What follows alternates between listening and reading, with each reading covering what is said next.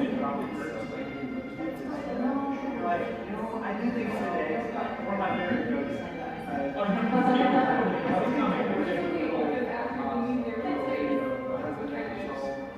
Toys in front of the yard. I watch inside. It's very much kids are crazy. In the dirt pile outside. Upside down. You look upstairs.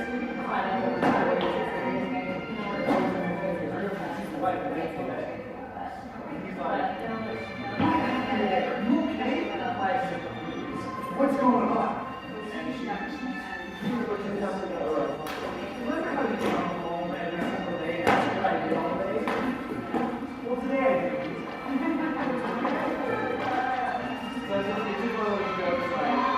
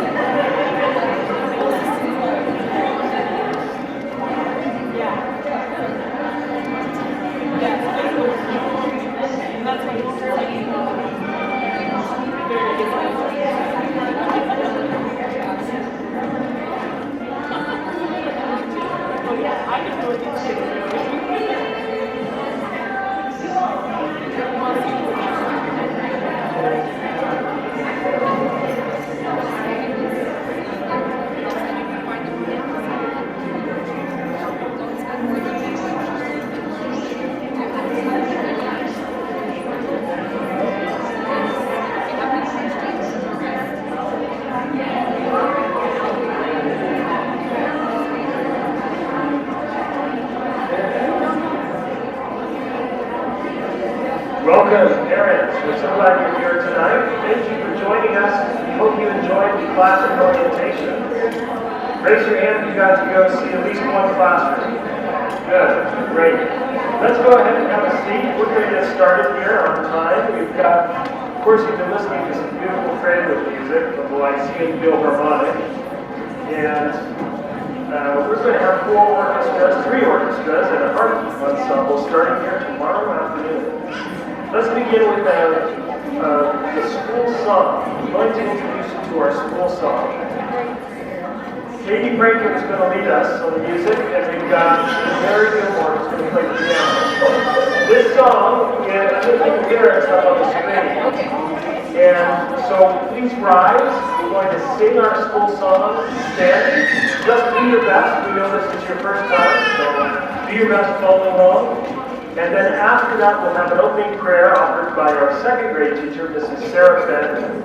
And she will be followed by Mr. Jacob Wither, our math and computer and robotics teacher, leading us in the Pledge of Allegiance.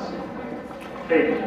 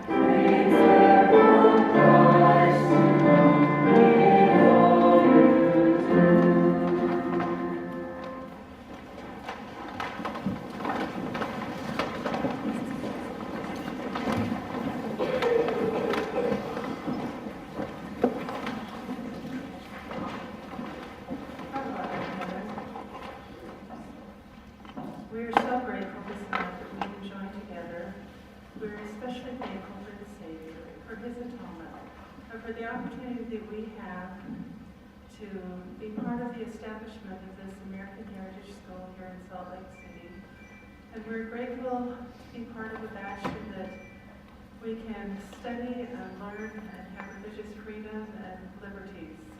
And we're especially thankful for the children, for the parents, the teachers, and all the staff who have brought this school together and turned this into a miracle that we can all enjoy. And we ask Thee to bless us throughout this coming year, that we will have Thy Spirit to be with us, to guide us, to direct us, and enlighten our minds, that we may be able to teach and have understanding of the gospel and also the materials that we are presenting. And we ask Thee to bless us this night in this meeting, that we will be able to accomplish a lot. We will have an understanding of what we need to do and where we are headed and what we are doing. And we say these things in the name of Jesus Christ. Amen. Amen.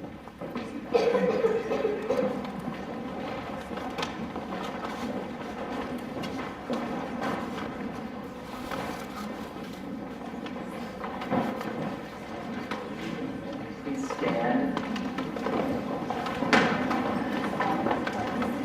In honor of one nation under God, please repeat the Pledge of Allegiance with me. I pledge allegiance to the flag of the United States of America and to the republic for which it stands, one nation,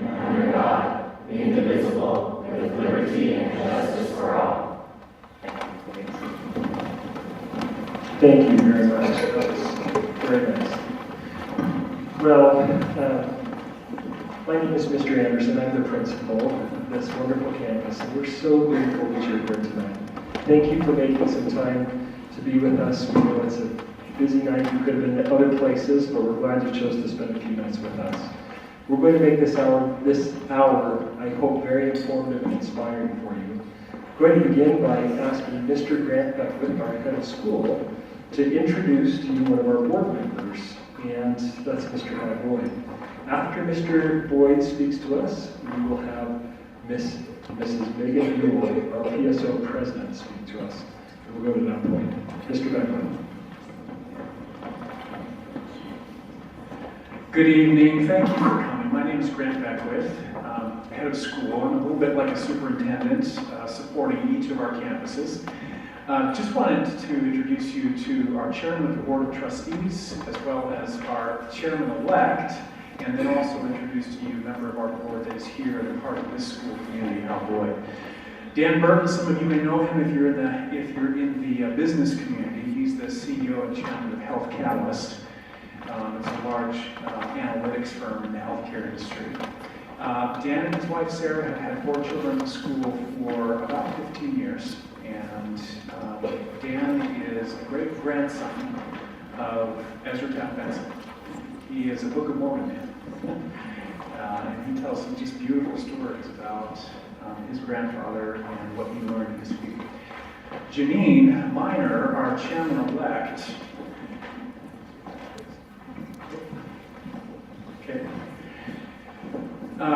she comes to our board of trustees having served for about 8 years as a board member, just now elected. All 4 of their children also have graduated from American Heritage School, Burton's and the Miners, and so they've seen it all, from kindergarten all the way through. Janine is someone who has a deep and rich background in liberal arts, and we'll be focusing very much on that, but also just on what the experience of a parent is at American Heritage. She's a mom that had, these children that came through at all levels, taking all different subjects, and just understanding what it means to be a parent at American Heritage. So she's going to bring that perspective to her chairmanship. Her husband, Curtis, was also a member and chairman of the board previously. He is the architect of our American Fork campus and also the architect of this campus and renovation, and has actually done some visioning and drawing already for additional buildings on this campus when we're ready for that. He also has projects building temples and other things for the church. He's just an extraordinary talent and resource. So that's the Miner family. Let's save these for Hal. Okay, is Hal here? Where is Hal? Hal, come on. Hal Boyd, one of the 3 new members of our board of trustees, and he's going to just take this microphone and explain to you the overall governing structure of the school and maybe share a few personal thoughts. But Hal and Holly, where's Holly? Right there. These 2 are, you're all pioneers, but these are 2 that are sort of leading the wagon train. I remember having falling off the wagon train. I remember having lunch with Hal about a year before we really even, broke ground here, and Hal sharing with us some history of the many efforts that have sort of gone under the bridge to try to get a school to downtown Salt Lake, and he's been a big part of this. And so we're grateful. He's a friend of the world, editor of Deseret News National, and so constantly meeting people who can help to lift and support and influence from both sides of the aisle, I'll say. The Deseret magazine, I've already bragged about this magazine. I'm like your best evangelist for this magazine. It is such a balanced view of this world. I love it. So, Hal Boyd, thank you. Let's give him a big round of applause.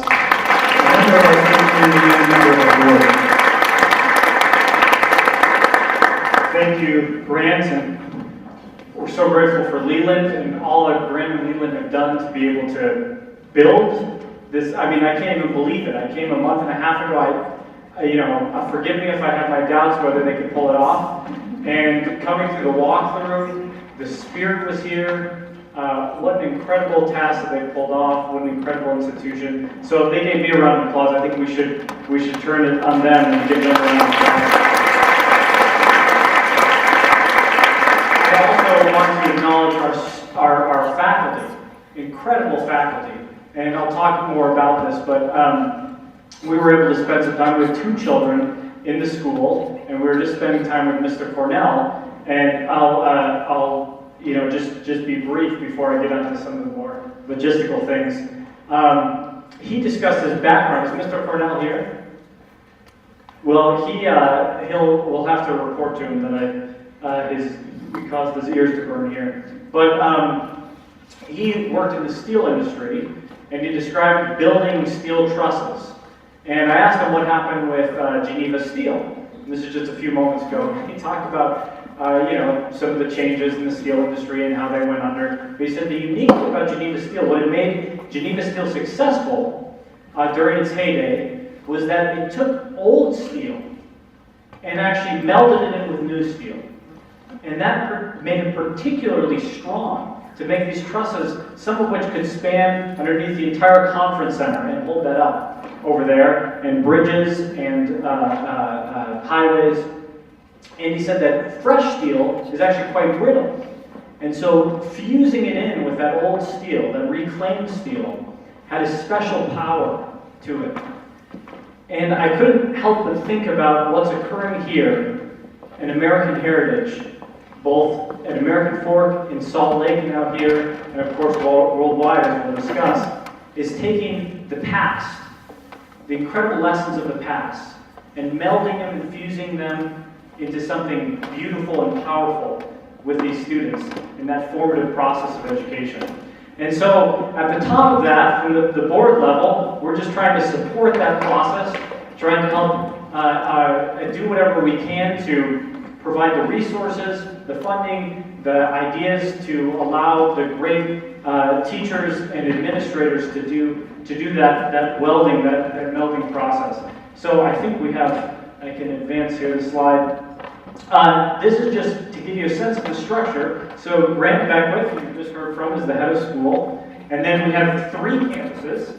The flagship campus, of course, is in American Fork, but soon the Salt Lake campus will be the flagship campus. I'm a little biased. Grant's like, well, hold on. Why did we put this guy on the board? So you'll see Leland there. We have principals over each of those. Leland is the principal of the Salt Lake campus. And of course, we have a worldwide program that continues to grow and does remarkable things with satellite education centers, and that's just beginning. And you can imagine the vision for that, what that might bring to pass. We can get a sense for what's going to be brought to pass here in Salt Lake, and it's magical already. It's powerful, a prophetic vision of what will transpire because of the melding of the minds that are being shaped here, and to think about bringing that worldwide. So that gives you a sense for the overall structure.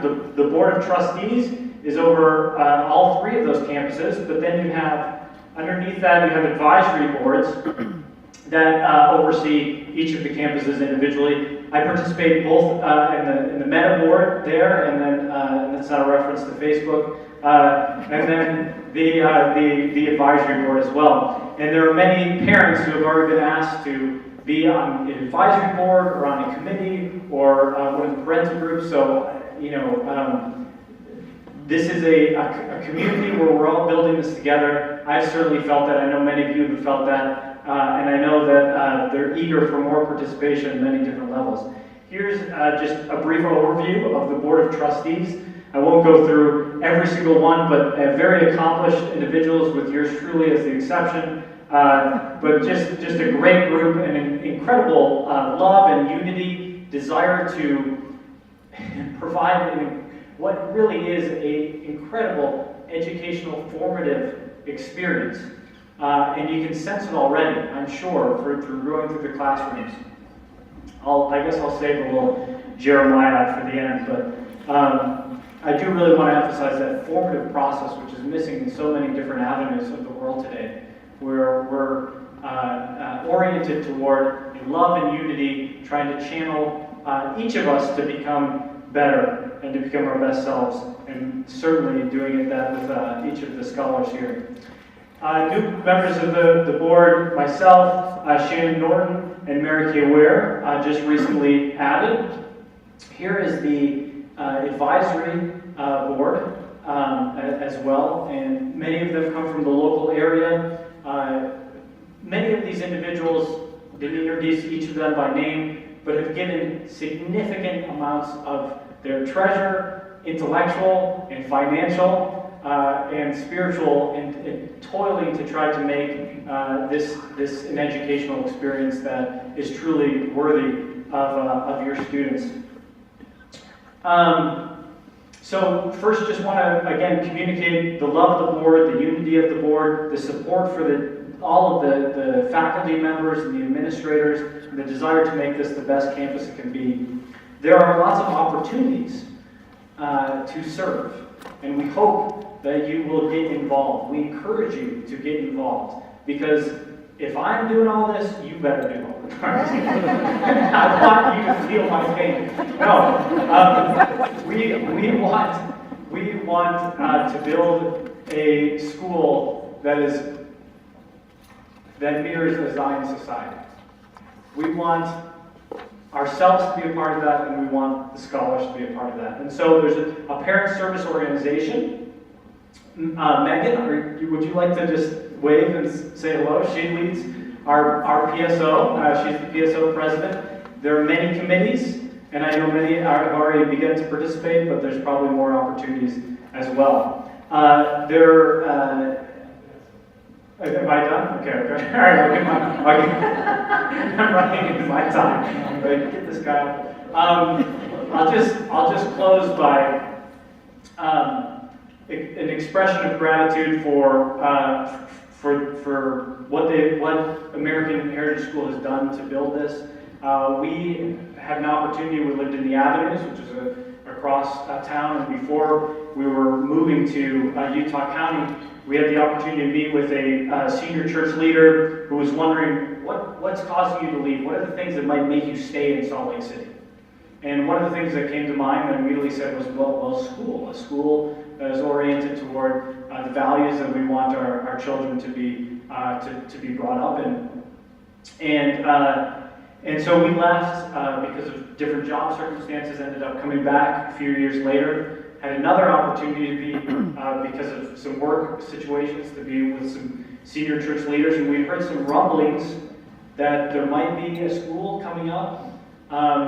And so I mentioned that in passing, and all of these individuals smiled at one another, because they knew that this old stake center that had that beautiful stained glass window of this First Vision was going to become a school. It was going to become a very special school, and they could see the impact it would make and where it would lead.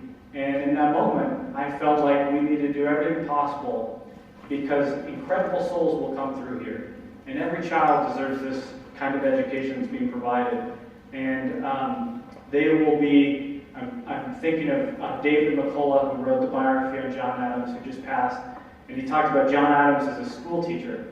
And John Adams observed little Shakespeares, and he also said little Napoleons, I think. We don't want any little Napoleons. But little Shakespeares, little heads of state that are toiling away these great minds.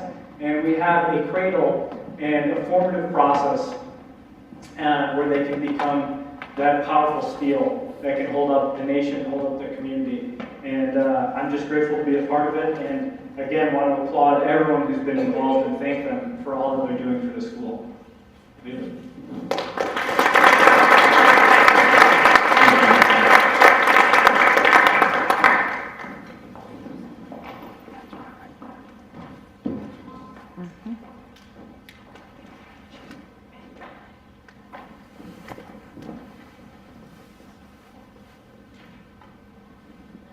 All right, it is wonderful to be with you all tonight. Thank you, Hal, for sharing your American Heritage story. That is a perfect segue to what I'm speaking about tonight. When it comes to how we each came across American Heritage schools, every family has a story. My family's story began 3 years ago when we moved to Salt Lake City. In all of my searching and interviewing and emailing with many different educational options in this area, I never truly felt at peace with one school for all of my kids. Nothing felt right for my family. Last November, my best friend, who had similar feelings about education as I did, told me about this campus opening and invited me and a number of other wonderful moms on a tour. It was after that tour and those interactions that was the first time my heart and mind felt right about my children's education. And that was only the beginning of my family's American heritage story. What is your American heritage story? After spending time getting to know so many of you and your families over the summer and during the lead up to the beginning of this school year, I have been so humbled by your stories, your phone calls, and your sacrifice to attend this school. This because your hearts have been touched. Our parent community at this school is incredible. You have shared your time and your talents and your hearts, and all of this in just a few short weeks, a few months. We've had a front row seat to watching our campus go from an active construction zone to a beautiful space for educating our children. So the mission of this school supports us as parents in developing the hearts and minds and bodies of students to realize their divine potential. As parents, we are all members of the Parent Service Organization. There are no dues. You don't have to sign up. You already did. You're in. Our purpose is to partner with teachers and administrators to advance the mission of the school. Exceptional teachers challenge students academically and also inspire them to realize their divine potential. And this partnership between parents, teachers, and administrators creates an incredible unity. There are wonderful parents who serve on the PSO board, and they too have stories of sacrifice. There they are. These are the wonderful members of the Parent Service Organization Board. And they have stories of sacrifice and gratitude for American Heritage Schools. Together, we help organize ways for all parents to serve. And these resources can be found in Principal Anderson's weekly emails, in the PSO quarterly email, on our PSO website link, which will be on Veracross shortly, and in the Salt Lake City PSO group me. The more you get involved with your child's educational experience, the more gratitude you will feel for the teachers and administrators, and the more you will want to give back. As parents and families serve, your children will get to see their parents as part of their educational experience. You will see your relationship and community being built. And I believe every family, teacher, and administrator will get to see firsthand the principle of sacrifice that brings unity and blessings. Last Friday, my family and I sat around the dinner table, and everyone excitedly discussed their first week of school. And I asked each of my children what 2 subjects they enjoyed most. One said math and science, one said history and his really great teacher, Mr. Cornell. He's famous tonight. And the last said learning Mandarin and scriptures. At that, my heart unexpectedly leapt and my eyes filled with tears of gratitude. Only a few days into the start of school, and I could already feel and see the mission of this school coming to life and adding that light into my own home. My son's response gave me my first treasured glimpse into what a heart and mind education really looks like. His mind and his heart had been touched, and my heart had been touched too. I'm so grateful for American Heritage Schools, where the vision is to assist our families in helping their children realize their divine potential. I'm so excited for this inaugural year, which will be full of opportunities and experiences where, as we partner together, our hearts will be touched and will add to each of our family's own American heritage stories. Thank you.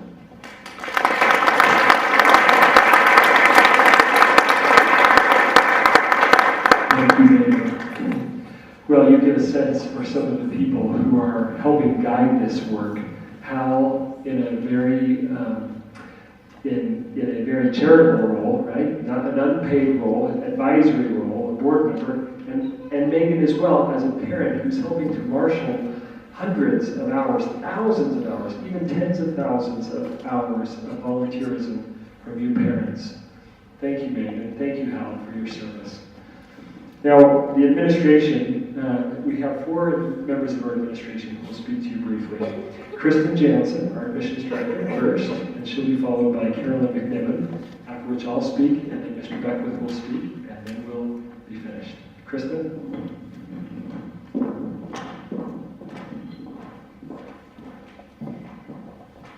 Well, it's interesting how Megan just teed it right up for me. We did coordinate, I promise. Thank you, parents. What a pleasure it has been getting to know each of you and your children over the course of this first year admissions and enrollment season for our Salt Lake campus. Thank you for sharing your children with us. Even in these first couple of weeks as I peeked in classrooms and seen the light in their eyes, it is just heartwarming. So thank you. We are so grateful for you. Some of you may not know our kind of process with admissions and enrollment. We actually have a rolling admissions process. That means if we have open seats and grades and we have families applying, we are going to continue enrollment throughout the year. It's not first day of school, okay, we'll see you next year if you want to apply. It's if we have open spaces. So on that note, I want to share a story and extend an invitation.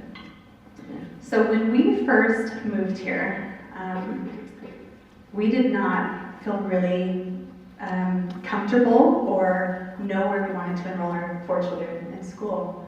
And we didn't really know where to look either. And we had one of our new friends who had 4 children at American Heritage School say, just come take a tour. And we were like, we weren't really looking for a private school. I said, no, just go take a tour. So I scheduled a tour. I brought my mother, who has a rich background in education, and I only mention that detail because she's quite discerning when it comes to rigor of academics, curriculum, and all those things. So I brought her along to be that guide. And from the moment we walked into the school, in the doors, the feeling was palpable. We stepped in classrooms, we saw instruction happening, we saw students walking down the halls. Just the experience left us, I have to mention my mom too. She asked all the hard questions and was drilling all the teachers that she could about curriculum and instruction. And I left there going, how can I be associated with that place? That was my first thought. My first thought wasn't, all right, sign me up, let's get our children in. Of course I wanted that, but how can I be associated with that place? That's how moved I was just from the feeling of that. And so, just like that friend of ours who encouraged us to come take a tour, each one of you as AHS parents can have a part in that as well. You know, we think about, and maybe this applies to some of you as you were learning about the school, looking on the website, or maybe having a phone conversation. We can talk about all the details. But it wasn't until stepping foot and feeling this that made the difference. I'm willing to bet for most of you, I hope that was the case. And I want to share something because one of our former Board of Trustees chairman says it best.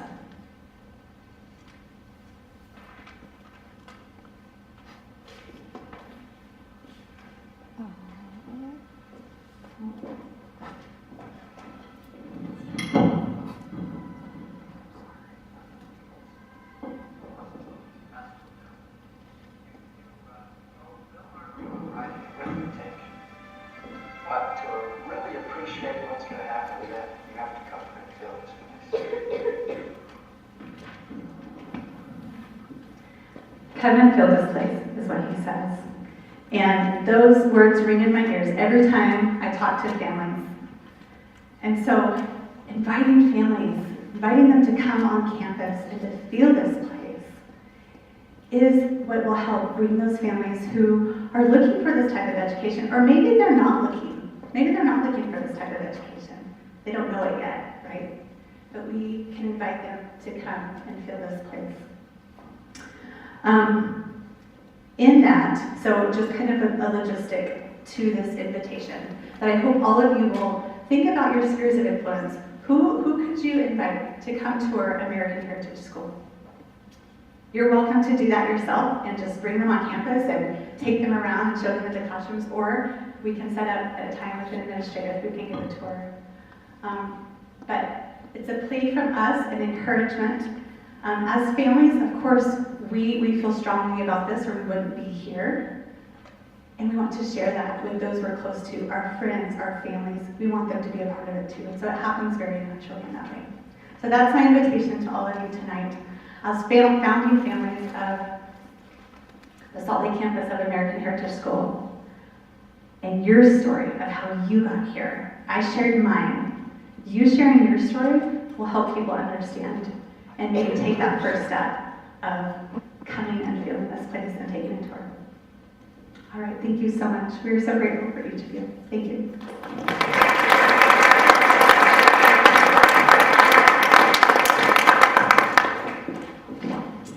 Good evening. Last Tuesday, when your children started school, we had assemblies. And I introduced to them a little bit about myself, and I introduced my favourite flower, which is the sunflower. And this picture was taken outside Mount Elijah's temple. And it was a tender moment for me for two reasons. One, sunflowers always remind me of my father. He passed away a few years ago. And when he passed, I realised how much I always turned to him, how much I always looked to him for advice, for comfort, to be the calm amongst the storm. And this was especially important to me because this is where we did his work. So he was Irish Catholic. And so to see this sunflower in front of this temple just filled me with comfort and hope.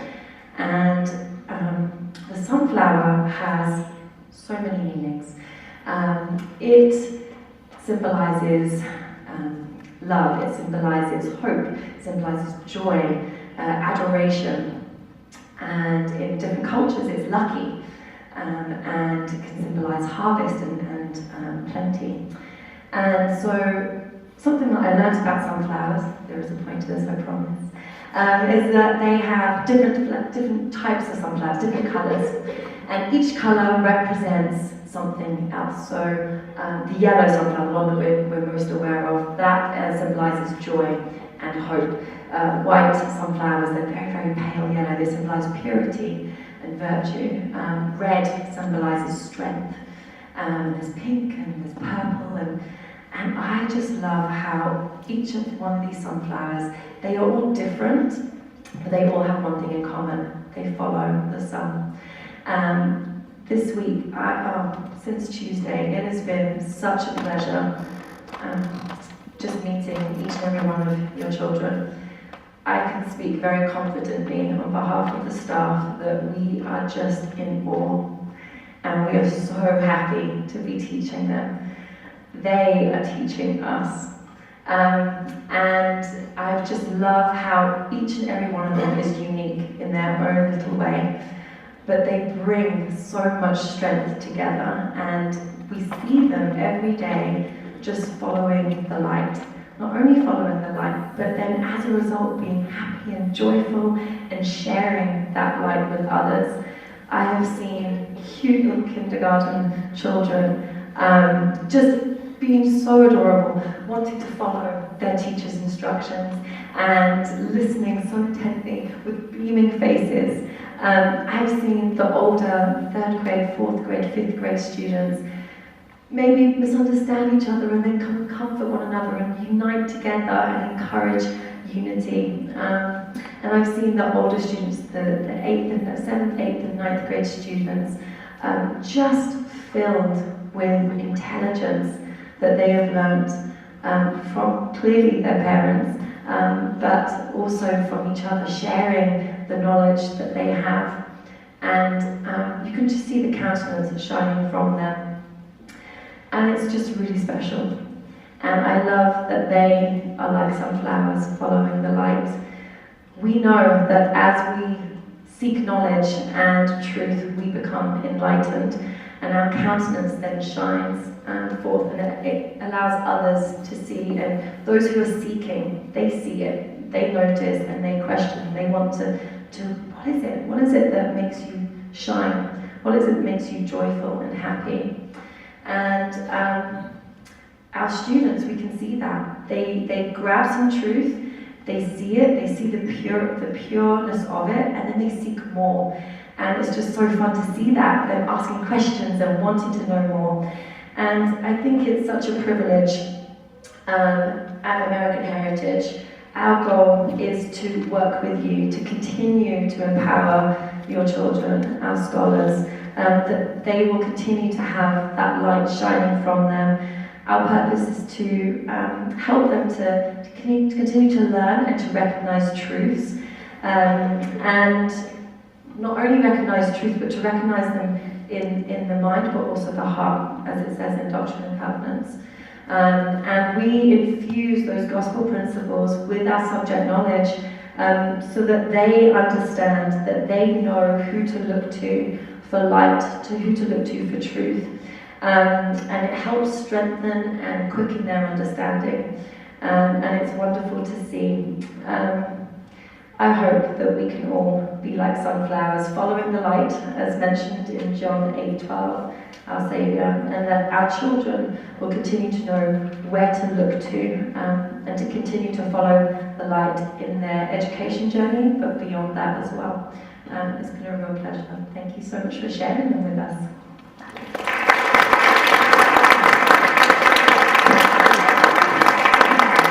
Thank you, Caroline and Kristen. I love working with those two women. They are wonderful, they're great counselors, and get a lot of course, you enjoy working with them too. There's so much we can learn together. Well, today, I'm going to share briefly just a few thoughts about character, scholarship, and liberty, and how you can maximize the learning of your children at home. As a principal, now for many years, I've had often this question: what can I do to help my children thrive at home? What can I do to help them get the best education? And one of the thoughts that's come to my mind several times is that school is only one place where children get their education. And so tonight I'd like to encourage you to think about 3 places where your children get education, 3 circles of learning, 3 really important aptitudes or habits perhaps for you to help inculcate your children so that they will thrive. The first actually is not character, scholarship, or liberty, but these are the outcomes, I think, of what you'll see. The first is actually their one-by-one relationship with God. For a long time, the church has known that the key or the most important predictor of children growing up and having lifelong activity in the church and faithful marriages and families has been a habit in their youth that they've developed of having personal, religious, devotional experiences where they felt the Spirit. It's not whether they got an Eagle Scout award, it's not whether they went to boys camp, it's not even whether their parents were married in the temple. It's whether they learned to have personal, spiritual experiences, whether they learned to hear Him. Right? So that's one circle that we should not neglect. We should, of course, set the example of hearing the Lord, of having personal scripture study, of praying, of doing the things that we need to have the Spirit, and we should encourage our children to do the same. That happens in the mountaintop. It happens reading the scriptures at their desk. It happens in the closet, maybe, praying. Right? It happens in the wilderness, maybe. We should teach our children actually to learn alone, right? To learn one-on-one with God from the angels who speak by the power of the Holy Ghost, from the Holy Ghost.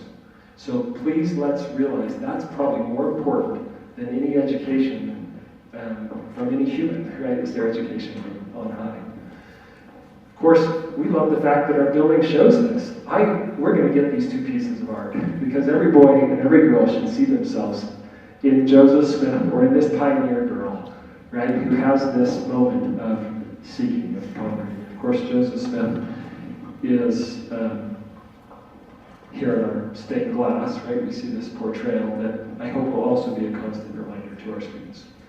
Okay, so that's sphere number one. Sphere number two, I think, of course, is the home, the family. You have far more influence than any of our teachers. Now, Mr. Cornell is amazing, and so is Mrs. Maury, and so is every other teacher I could name at our school, right? Who's here, this back then. But they only get a few hundred hours with your children, right? That's it. You're here for roughly 1,000 hours a year, and maybe half of that's with Mr. Cornell or Mrs. Maury or whomever the teacher is, right? And you as a parent get that much time every year, and sometimes many multiples of it. You can have tens of thousands of hours with your child. Of course, you may have family circumstances that make you very busy at times. But still, when you count the weekend time, the evening time, the summer time, the time in the car, it adds up remarkably.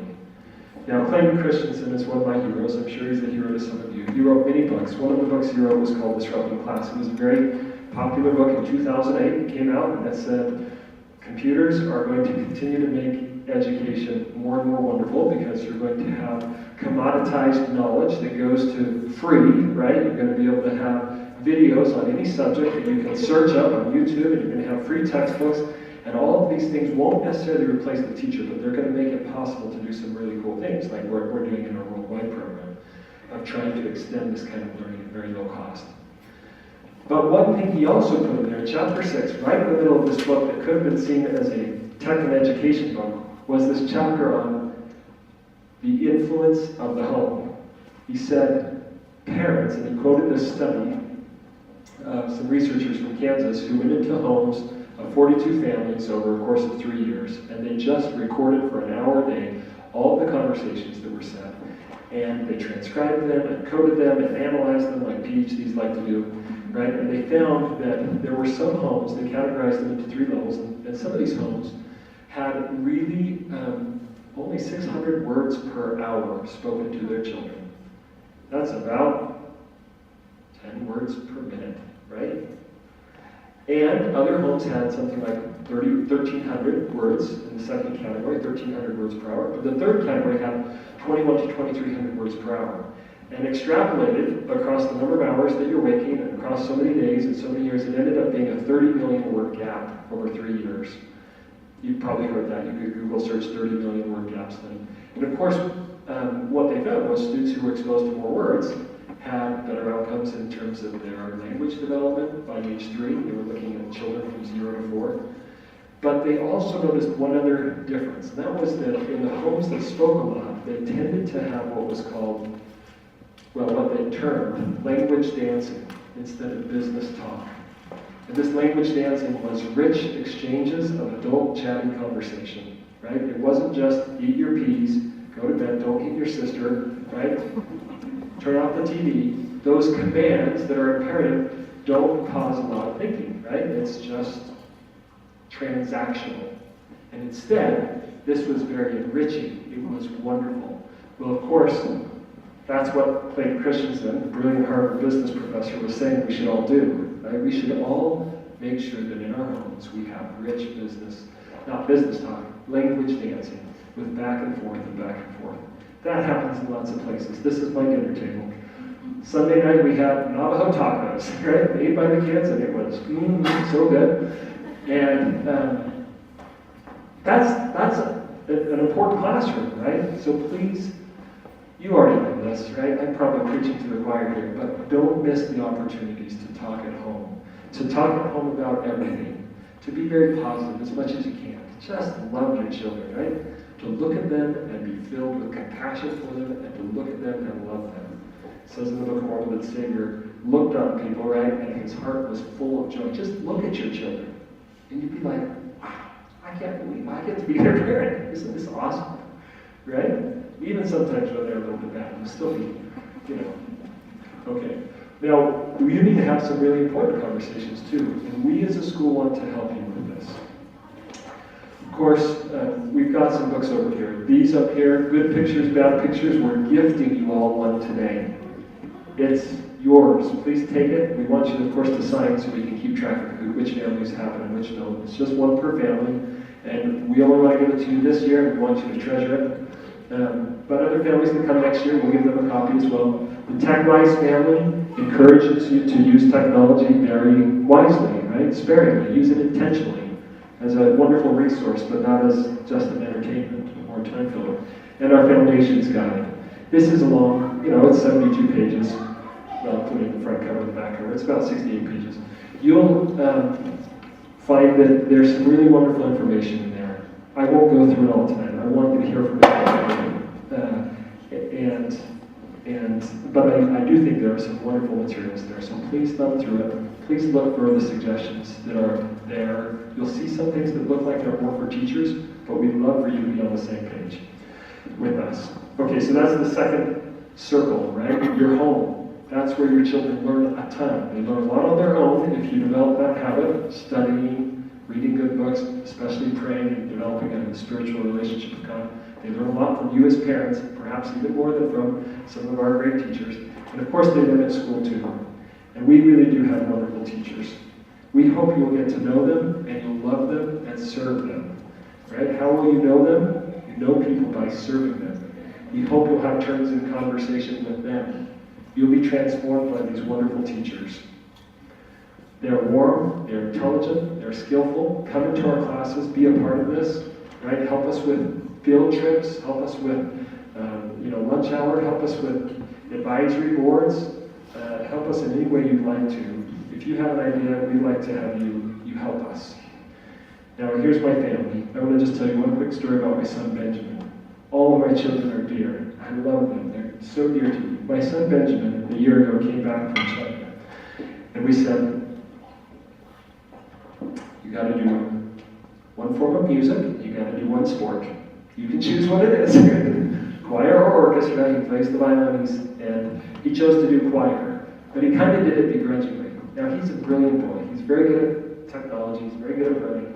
Right? Here's another picture of him. He loves to do things, but he did not want to go to choir. Let me tell you, after about halfway through that school year, he loved choir. He absolutely loved it. He went on choir tour, which he didn't want to pay for at the beginning of the year.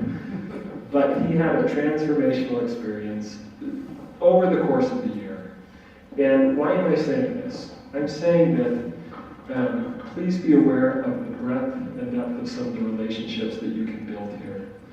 I would encourage you all to put your children in choir. I would encourage you to all put them in orchestra, or at least one of them. You can still get into it. It's not too late, right? I would encourage you to think about having it be in athletics.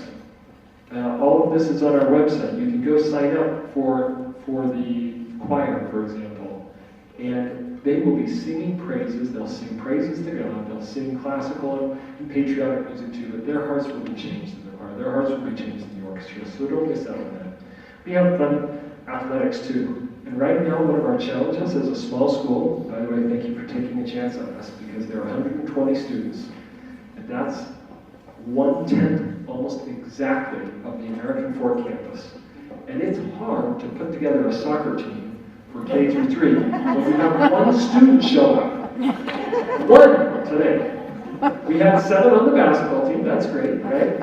Our choirs and orchestras, they're doing better, they're going to be full, but some of our teams need a little bit more, and you don't have to necessarily have your children do this, but please help us invite others, because these after-school programs, at least for these couple of years, will be open to the public, including our athletics.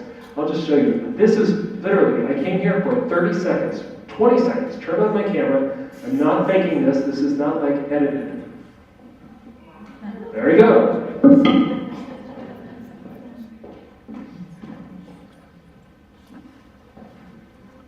It's not.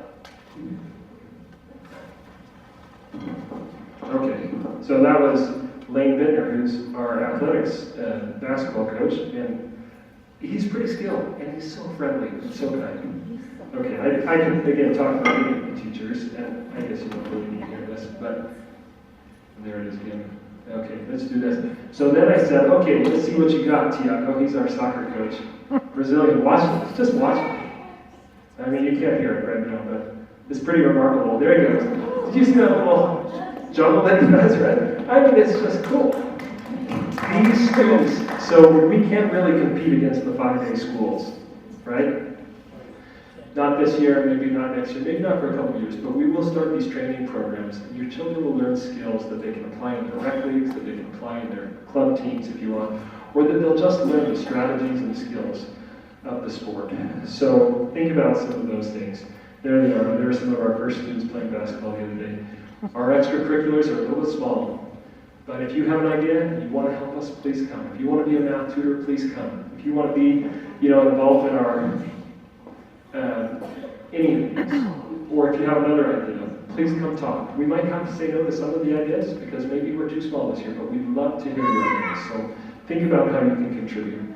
Okay, as a school, that will help you. You will have opportunities to help teach. Your children will learn from these great teachers. We've got great curriculum. And we'll have fun activities, and we encourage you to participate in them. One of them is Constitution Day coming up next Thursday. We're going to do some fun activities here. We're going to have this, well, I'm not going to tell you all about it, but in the evening there's an activity down in American Fork. If you want to come, we'll have a big fair and fireworks show there. Those are fun ways to break the routine with your children. We encourage you to do that. Plan and save the date here. We'll advertise these in the emails, but we'll have a big dance, a family dance where you can bring the whole family, just dance, enjoy some good food and treats on March 24th. That's way out there, right? But please plan for that. Okay, make sure you get your books. My office is open to you. My phone is open to you at all times. Thanks again for coming tonight. Let's give some time to Mr. Graham Beckwith.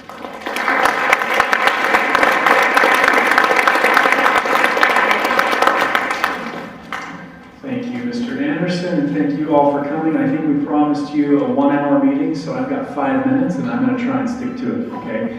I'm going to dispense with my slide presentation here.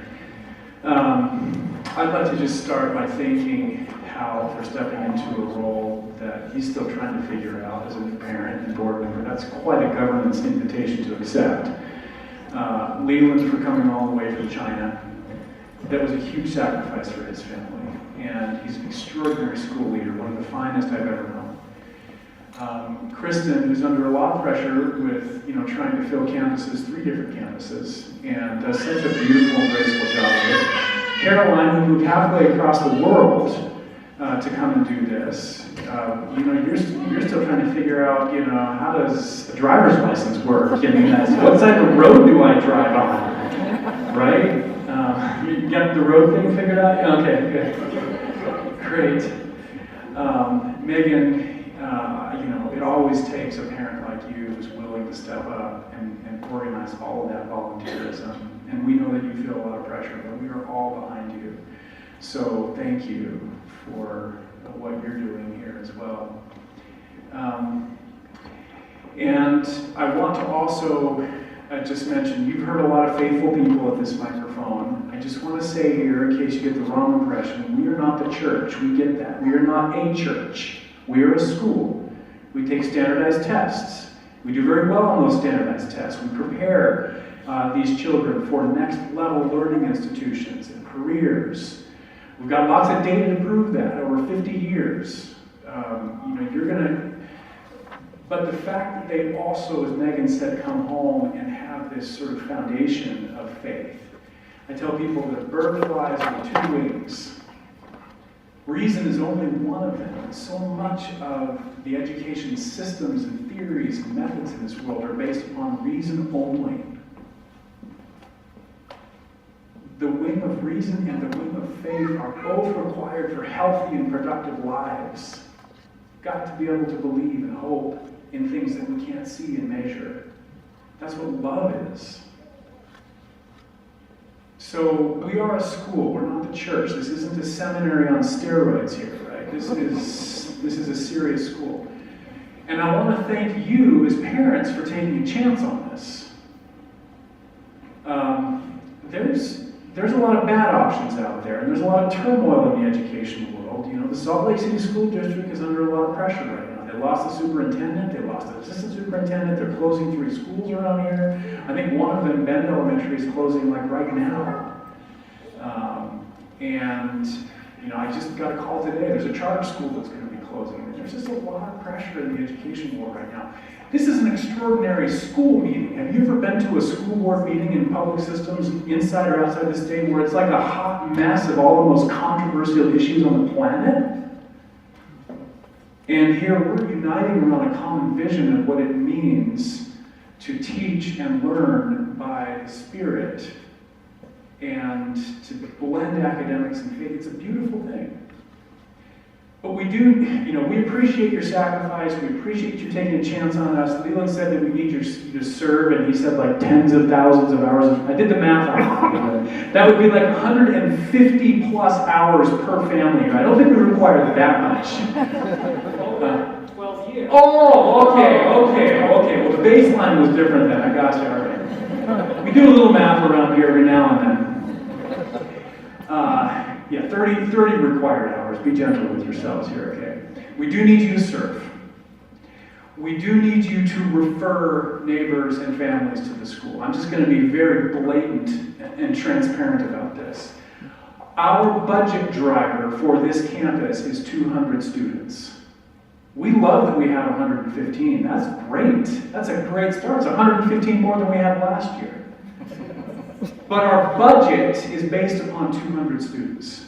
We have room in this campus for about 250 to 300. We probably will not go that high unless we build another building. But we could really use your, and we, by the way, we knew that the first year or more of operating the school requires a bit of loss leading and counting.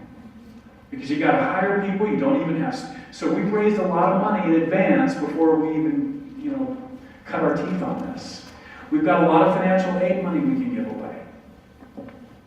But we need more students, and we need your help with that. So if you've had a good first 2 weeks, well, tell someone to come and take a look. It's just what Kristen said. Have them come toward. They'll fill the script. They'll meet these teachers. They'll fall in love with it. We need families like you to come. I love the diversity of this campus, by the way. 25% families of color at this school, compared to about 12% families of color are married for campus, which for Utah County, by the way, is about twice what the large public schools have. If that tells you anything. We've got families here from India and Pakistan, Central and South America, Pacific Islands. It's beautiful. We need more of that. We love that. We love the global perspective that brings to us. Okay? So we need your service. It's not 150 hours, it's 30 hours. We need your referrals. We need your financial contributions. That will help whatever you can. And I tell people, look, if you're capable of giving thousands, great. If you can give $10, if you can give 10 cents, there's a spirit, there's a principle of sacrifice going on here. That when I go to a major donor who can give $1 million or $5 million, one of their first questions is this school community giving? Who's giving in the school community already? And if I can say, look at this.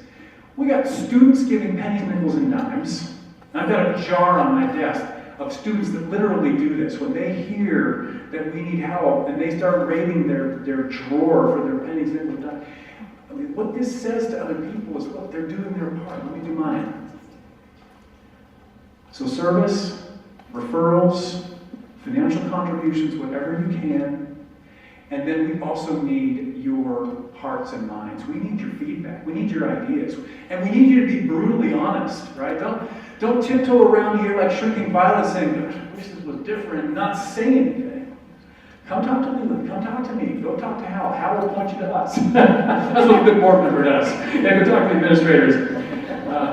He can't speak for the board, right? He can speak for Hal and Holly. They can speak together. I should say he can speak for Holly. Holly can speak for herself. Holly's an accountant. We tried to hire Holly, actually. I'm so public about that. We're going to keep trying.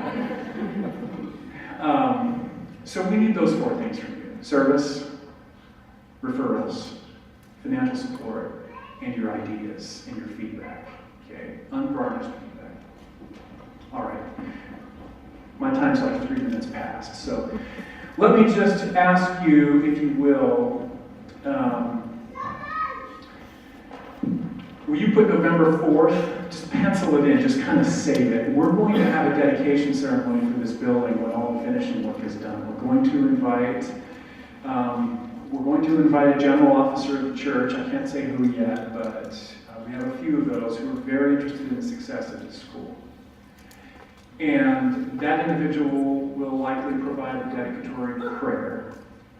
But we're going to pack this campus with supporters, people who have given time, treasure, and talents to the school over the last 52 years that we've been in existence. And it's going to be a great day of celebration. One, you just kind of protect that. We know how busy you are. So November 4th, right here, the performance hall, which used to be the chapel, should be done by that point. We'll probably hold it in there. We'll bring students and teachers from our American Fork campus and our worldwide campuses.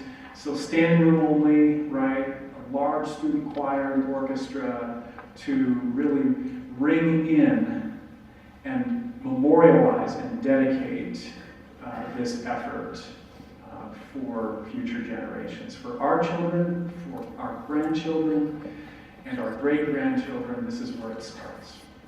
Okay, so November 4th, put that on your lists. Thank you. We love you. We honor you, and we need your help. Appreciate you all, and we're going to stay here at the microphone. Not at the microphone. We'll just stay here, Leland and I can't speak for Chris and others, but if you have questions, we'll just approach us, and let's take those questions as long as you have questions, and we'll just talk with you, okay? Appreciate your very precious time on a weeknight like this. Let's let you get back to your families. Leland.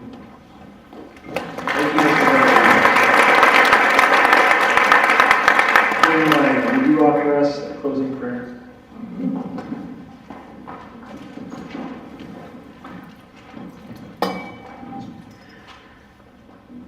Our Father in heaven, bow our heads at this time to give thanks unto Thee. We are most grateful, Father, for this evening, for our Savior Jesus Christ, for His love, sacrifice, and His leadership that we're able to look to and follow as we seek to build and strengthen Thy kingdom here on the earth. We are grateful, Father, for the Spirit that we have felt. And ask You to please continue to bless us that we may go out and find those that we can share the Spirit with. That they may come and join and feel this same Spirit here at American Heritage School. We are grateful, Father, for all the hands that have helped to build and create this environment of education for our children, for Thy children. And ask Thee to please continue to bless us as a community, that we may strengthen one another and want to share this with those around us. We ask Thee, Father, and thank Thee for these things, and we do so humbly in the name of Jesus Christ. Amen. Amen.